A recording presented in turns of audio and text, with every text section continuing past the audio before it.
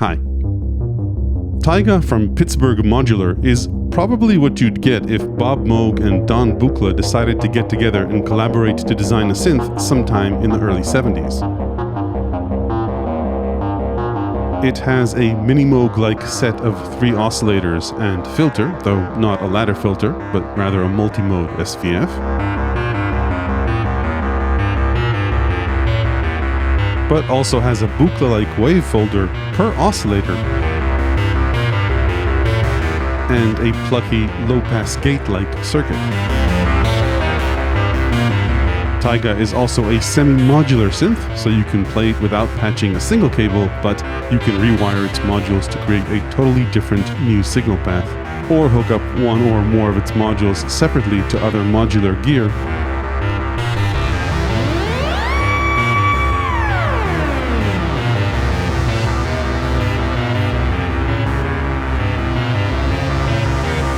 TAIGA has an all-analog signal path and components arranged in a very intuitive panel layout, but it also has several hidden digital modulation and control options, including a sequencer and arpeggiator.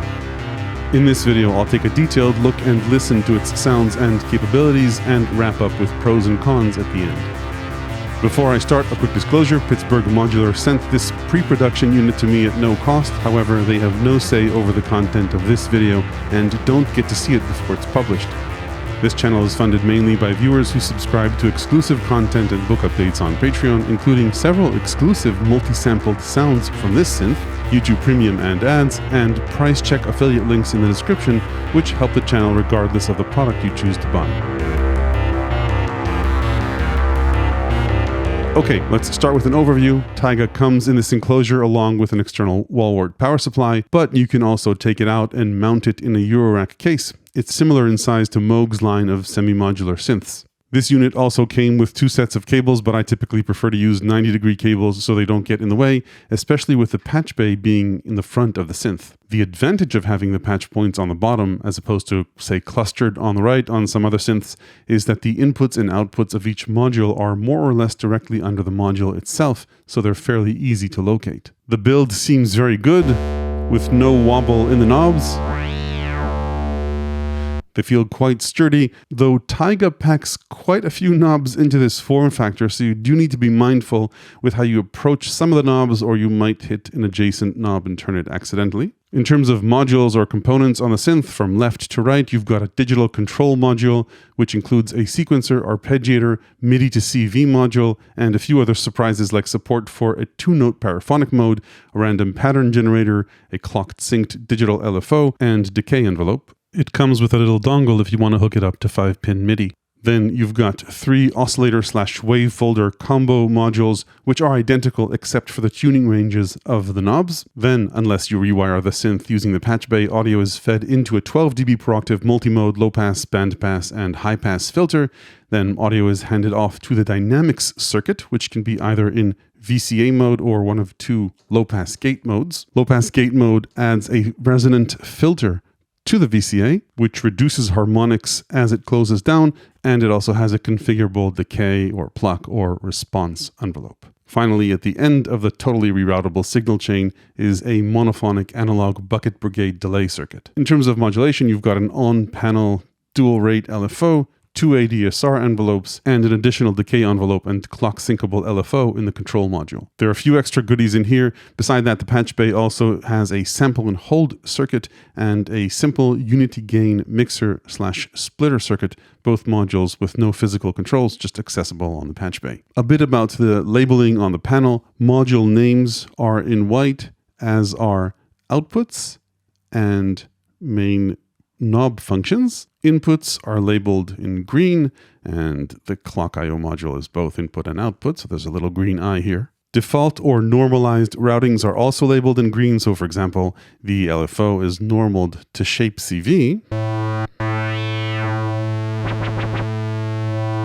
but we can override this normaling using the patch bay. Then there are additional labels in yellow, which are accessible using the edit button as kind of like a shift button. The LEDs on the oscillators will tell you which shape you've selected, but in certain cases will also tell you parameter values. So for example, I've assigned the mod wheel as my MIDI CC control, And they'll also tell you values of various other assignments when you use the Shift button. They'll light up to show you what you've selected. Okay, let's dive in and take a look at one of the most interesting aspects of this synth, and that's the oscillators. Each of the oscillators can be either set to track the keyboard or not. So if you hit Shift and then press this MIDI shape button, you can turn these LEDs off, and then the oscillators will swing across their entire range. When you turn the pitch knob, including LFO rates, let's get this back. And when they are under MIDI control, then the tuning ranges are a bit different. For oscillator 1, it's a fine-tune control. Then for oscillator 2,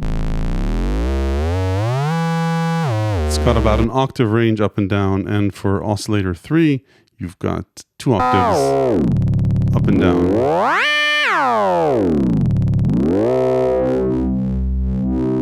Let's take a closer look at the oscillator shapes. I'll be showing you this on oscillators 2 and 3 because in my pre-production unit, the square wave on oscillator 1 didn't work. I've been assured this won't be the case in the production models. Anyway, the oscillators have 4 core shapes. I'll turn down the wave folder. You've got a sine shape, and then as you press the seed button, it'll mix between the current shape and the next one, which is a triangle. Filters open, and then next is a sawtooth, and then a square shape with variable pulse width. There's also another option, you can combine this by the way with sine, but another option where all the LEDs are lit up and it plays a random shape every key press, which I think is very cool in a musical context. I used that in the intro. Anyway, the real magic of TAIGA is when you start using the shape knob. So our sine wave gets folded very nicely.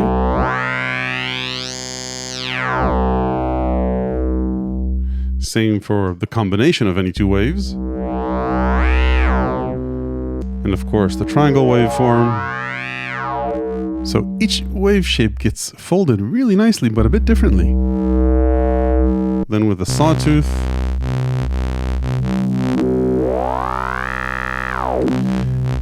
then finally the square wave has a pulse width control. And of course you can modulate this with the LFO or anything else if you crank up shape CV. So PWM, that does go through 0 for those of you interested in that.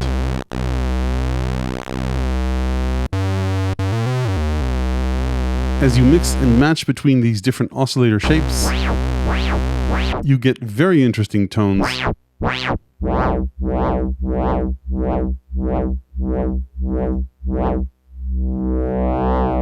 Each oscillator on its own, or in combination with its neighbor oscillator, going through quite a few interesting different timbral journeys.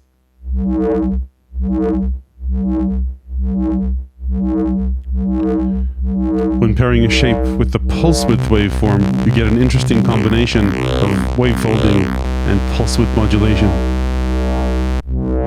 Now, I'm not using any external effects here to let you hear the raw tone of the synth, but it's highly recommended to connect a reverb to this, maybe even a chorus. These pick off the harmonics quite nicely. So that's the wave shaping. Oscillators have a pretty nice range. You can transpose octaves on the panel,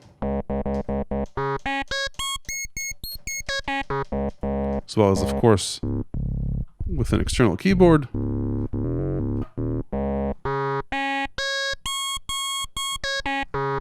Tuning seems pretty good in my tests. Okay, beyond that, each oscillator has 2 attenuators connected to shape CV and FM for linear frequency modulation. Both are routed by default to the LFO, but you can override this default routing in the patch bay. The LFO, by the way, has 2 rate ranges, which you toggle using the LFO range knob. So it can go into audio rates. And of course, you can patch any of the oscillators to FM or shape, which yields pretty interesting results, by the way, for audio rate, both FM and shape CV control.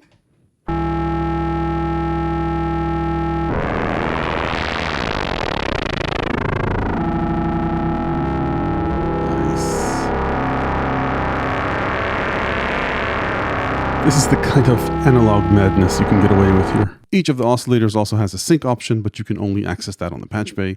There are no sync buttons on the panel. So let's say I wanted oscillator 3 to follow oscillator 2 as a master. I'd connect either the sine or the regular output of oscillator 2 to the sync input of oscillator 3. So let's increase the level of oscillator 3 and reduce the level of oscillator 2. The manual recommends using the sine output, but I think this one sounds better.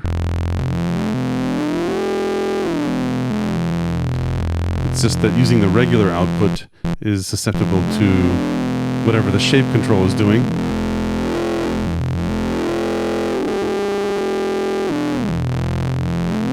Which can generate pretty interesting timbres.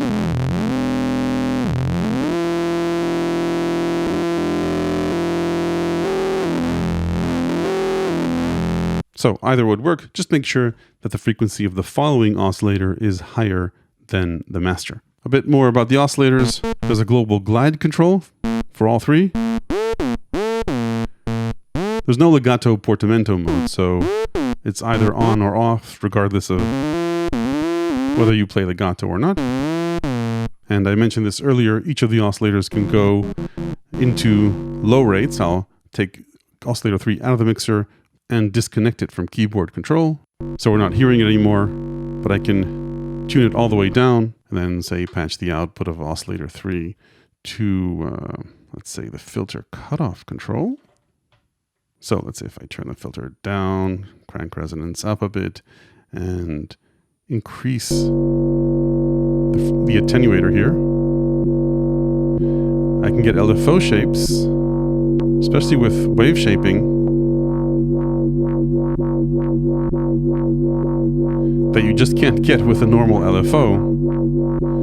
So that's, I guess, Instadub. Okay, let's move on and talk about the mixer. The mixer has 4 level controls, one for each of the oscillators. Let's crank all 3 up. In terms of headroom, it's designed for levels of 4 sources at 12 o'clock, which of course you can nicely exceed if you want. You can swap any one of these 4 sources using the patch bay inputs, and then channel 4 is routed by default to a noise generator.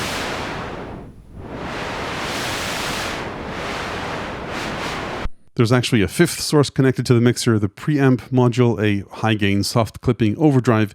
It doesn't have anything connected to it by default, but you're free to route any audio you want to it. So let's change the synths routing a bit and plug the filter output into the Preamp input. And then say take the Preamp output and plug that into the dynamics input. So at 100% level, but no gain. That's a resonant filter sweep, but as we increase gain, we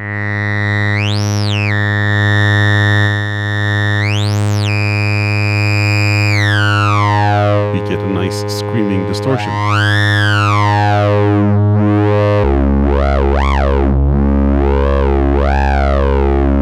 This also works very nicely for distorting harmonics coming out of the wave shaper. So this is our low lead but distorted triangle waveform.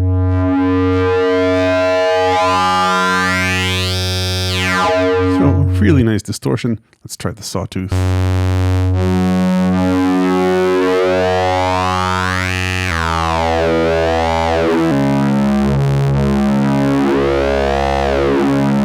And then the mixer has the ability to be used as 2 mixers. If you plug a cable into the 1+2 output, then you'll only get inputs 1 and 2 through this output and inputs 3, 4, and 5 through the mix output. I used this feature in the intro jam to create 2 signal paths, one bypassing the filter and going only through the low-pass gate, along with its envelope, and then I created a second signal path, oscillator 3, going through the filter and the delay circuit, and then I used the unity gain module to combine the 2 back into one mix and then sent that to the output. And while we're here, the mixer/splitter can act not only as a mixer for these 2 inputs, but also as a buffered mult using these 2 outputs for whatever you plug in here. Moving on to the filter, it's a 2-pole, 12 dB per octave, state variable filter design. So as you crank up resonance, it won't hurt the bass.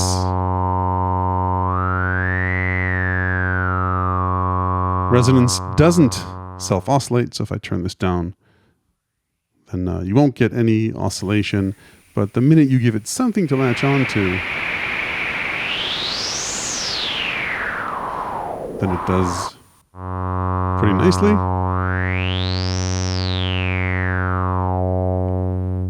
So that's a saw, no resonance, and with some,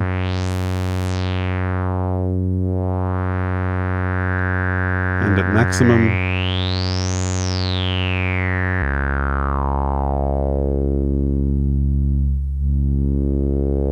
So it doesn't quite latch on to harmonics. Maybe if I increase this.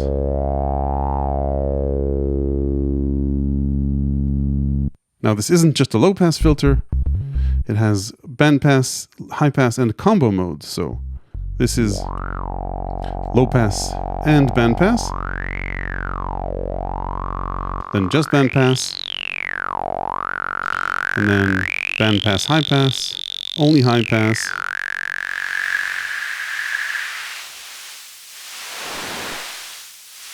With resonance, of course. And then a high pass plus low pass mode, which, if you turn down resonance, would be like a very subtle notch, or Q/peak filter with resonance. And then finally, like the oscillators, it also has a random mode, per note randomization.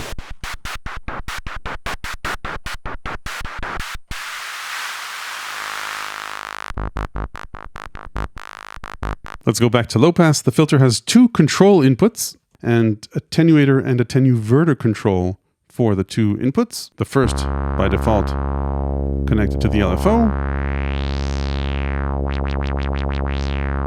to the triangle output of the LFO,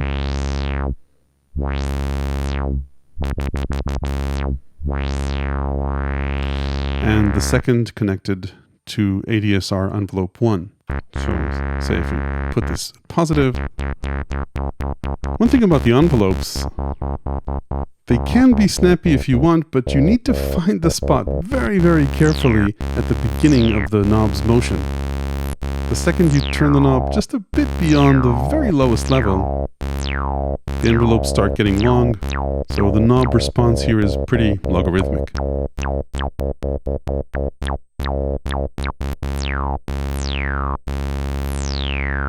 Like I mentioned, this is an attenuverter, so you can use it to invert the envelope or any other mod source coming into the filter cutoff. One thing I did notice about the filter is that it doesn't close all the way. So if I turn the knob fully counterclockwise, there's still quite a bit of bass left, but you can push this further with negative voltage. Moving on down the default signal chain is the Dynamics module, a combination decay envelope, VCA, and resonant filter/low pass gate circuit that's designed to act both as a VCA, so just a simple attenuator of levels, and you can have notes drone by turning this up.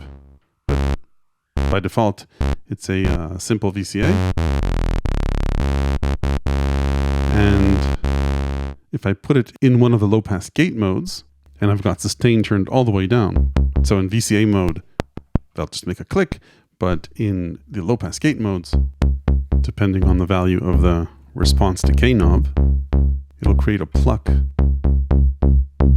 with resonance. That sounds very nice, I think. So let's get a pattern going. This is what it sounds like in the low pass gate mode, without resonance, and with resonance. Now with Dynamics CV, I can bring in envelope 2 controls if I wanted. But the real magic, I think, is just this pluck, which can get a bit clicky. Sometimes this bleeds in, by the way. Anyway, so that's the regular mode, and then with extra pluck.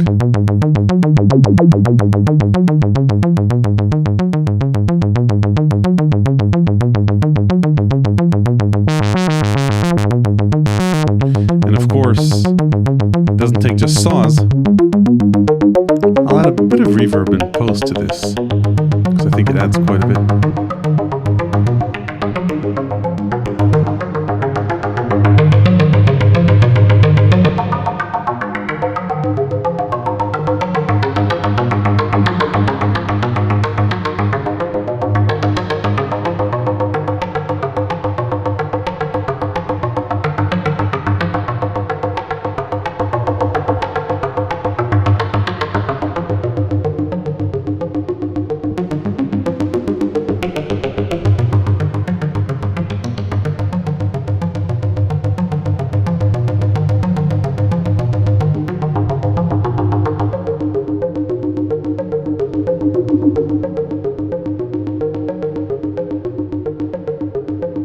difference between these two modes, by the way, is that in regular low-pass gate mode, you're going to need something to trigger the circuit, an envelope in this case, envelope 2. But in the second mode, it'll get a click every note that's pressed, regardless of whether it gets envelope voltage or not. Now, one thing I noticed, there is some bleed in this circuit, especially on the lower frequencies. So if you play high notes, it's faint, but almost non-audible. But at the lower frequencies, audio definitely bleeds through. I'm told there's a calibration trim pot where you can adjust this, but I didn't get the calibration procedure in time for the making of this video. This only applies to the low-pass gate modes. It doesn't apply to the VCA mode. Moving on down the default signal chain, the last module is the analog BBD between 16 milliseconds on the shortest times and 250 milliseconds at the lowest rates, which can be extended with CV. It's a bit noisy, but that's how these are at the lower rates. And it will self-oscillate at the highest regeneration or feedback levels, but not go too wild. It's not stereo and there's no tempo sync. This circuit does bleed into the signal path very lightly, especially if you use the headphone output. If you use the main mono output, it's not noticeable. Okay, let's move on and talk about modulation. You've got 2 envelopes and an LFO on the panel. I already discussed these, I think, pretty extensively. They go quite long, but the short ranges are pretty logarithmic. Envelope 2 is normal to dynamics. Envelope 1 is normal to the filter. We already talked about the panel LFO, which has 2 rate ranges that you can toggle over here. And it has 2 shapes, the normal triangle and square through the patch bay. So that's how you get a square shape. Obviously, it would have been nice had there been more shapes here, but like I mentioned, you've got plenty of oscillators you can use as LFOs. And there are also a couple of LFOs hidden in the control module, so let's talk about the control module for a bit. This has a few obvious functions, a few semi-obvious ones, and quite a few hidden ones. So the obvious ones are octave transpose, and then a hold option, an arpeggiator that adheres to clock. I'd really recommend getting a key step or an external arpeggiator for this, and there's also a sequencer here, but you can use this in emergencies. So you turn the ARP on, it'll adhere to clock, and it has 2 modes, either order or random, which you get to by holding shift, and you can hold it as well. Let's get out of random.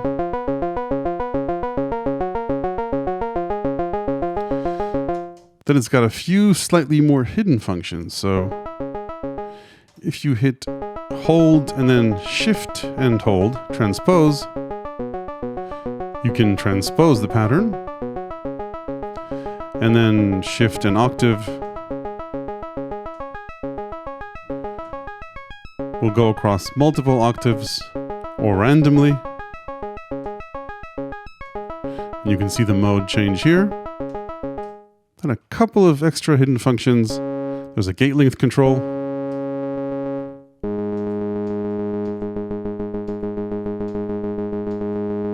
So 4 options there. And then you can generate a random sequence if you press the button, you don't have a pattern going, and then hit edit and hold. So if you don't have a keyboard that needs some inspiration, you've always got that. And it will build this pattern around whichever key you last pressed. And then this actually also has a sequencer. So if you turn on ARP, turn on hold, and then hold edit, you can add notes to a pattern. And you can also add rests, but not ties. So that's the sequencer. Diving further into the rabbit hole of the control module, you can configure what the velocity and CC mod outputs do. By default, the velocity output will send out control voltage based on the the velocity of the note you play. There's no VCA here, so you can't use velocity directly to control, say, the envelope, but you can patch this to a whole bunch of different destinations. Now, there are a couple of other things this output can do. If you hit Edit and ARP when the ARP is off, and there's a shortcut list for this in the manual, then you can toggle between one of 4 other modes. There's a random sequence generator here, kind of like a bleep and bloop style generator that isn't quantized to any scale. So if I plug gate into the dynamics input, and then velocity, which generates the pitch, into, say, the pitch, then you get this set of bleeps and bloops, which I think is clock synced. And there are a few of these options. But the more interesting mode is the paraphonic mode. So let's first bring in oscillator 1 and tune them. Now if I plug velocity into the pitch of one of the other oscillators, let's say oscillator 2, then as long as I play one note on the keyboard, they'll play in unison. But if I play 2 notes, then they'll play paraphonically.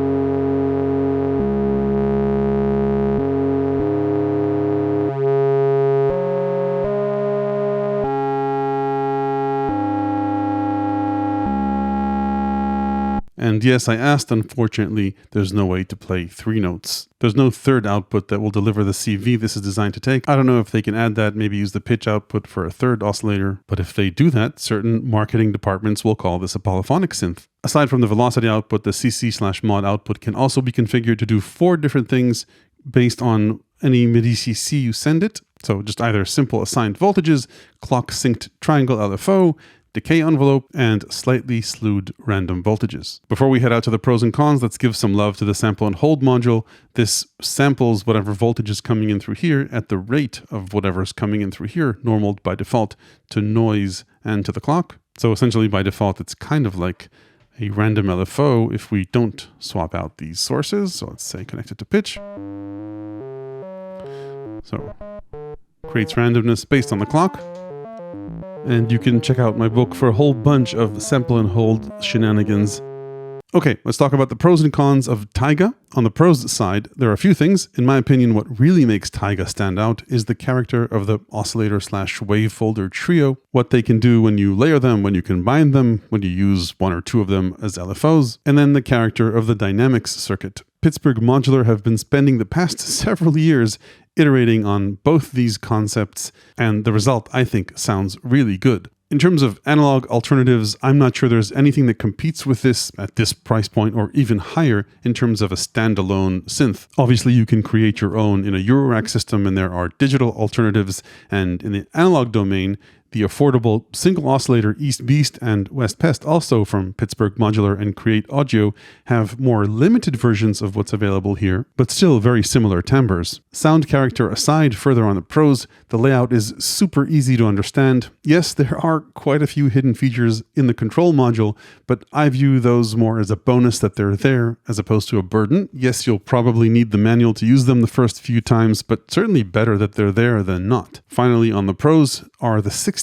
patch points. There are so many creative patching options and audio rate cross mods to explore here that it's hard to get bored with TAIGA, and the synth is very modular. If you want to rearrange the signal flow, there are quite a few ways to build entirely new synths with this, not to mention if you pair it with other modules. So those are the pros. On the cons side, as is the case with many but not all analog synths, though certainly those with a patch bay that you can rewire, you can't save presets here. So you might find yourself working hours to fine-tune a patch to get it to sound just the way you want, and it might be very hard, if not impossible, to get back to it. So I'd recommend having a hardware or software multi-sampler nearby so that you can at least capture some of what you created for easy recall later. Another thing that stood out quite literally is how bright the LEDs are. There's no way to turn them down. It's not very noticeable in bright light, but if you like to play in lower lighting, you'll have a hard time reading the panel next to the LEDs. Aside from that, I think TAIGA could have really benefited from a VCA module in the patch bay so that you can, say, use velocity to attenuate